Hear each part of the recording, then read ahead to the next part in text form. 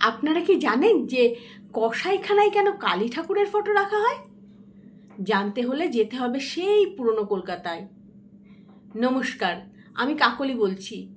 আমি আজ আবার আপনাদের সামনে নিয়ে এলাম একটা অন্য রকমের ঘটনা।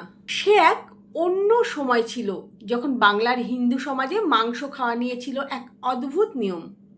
দেবতার কাছে উৎসর্গ করা না হলে সেই মাংসকে বলা হতো বৃথা মাংস, আর তা খাওয়া ছিল ঘোর পাপ। তাই ভোজন রসিক বাঙালিরা মাংসের স্বাদ নিতে পারতেন কেবল উৎসব পার্বণের দিনেই, যখন মন্দিরে পশু বলি দেওয়া হতো। কিন্তু ঘন ঘন বলি দেওয়া তো আর সবার পক্ষে সম্ভব ছিল না। ধনী গরিব নির্বিশেষে সকলের মনেই এই নিয়ে ছিল এক চাপা অসন্তোষ।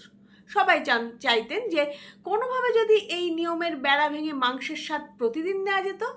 আর ঠিক তখনই এলেন এমন একজন, যিনি সমাজের এই পুরনো নিয়মকে এক ঝটকায় বদলে দিলেন।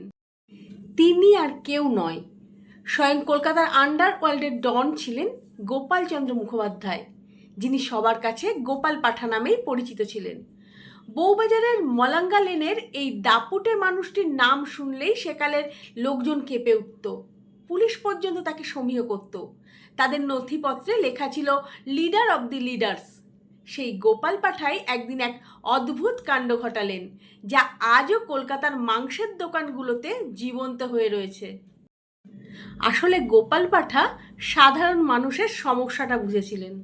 তিনি বুঝতে পেরেছিলেন যে সাধারণ মানুষ রোজই মাংস খেতে চাইছেন, আর এই সমস্যাটা বুঝেছিলেন বলেই তার মাথায় এক বুদ্ধি এলো, যা সমাজের পুরনো নিয়মকে এক ঝটকায় বদলে দিল। তার এই নির্দেশে রাতারাতি বিভিন্ন কালী মন্দিরের আশেপাশে গজিয়ে উঠল মাংসের দোকান, আর তিনি নিজেই প্রথম তার দোকানে কালী মূর্তি প্রতিষ্ঠা করে পুজো শুরু করলেন। তার দাপটের কাছে কেউ কোনো আপত্তি জানানোর সাহসই পেল না।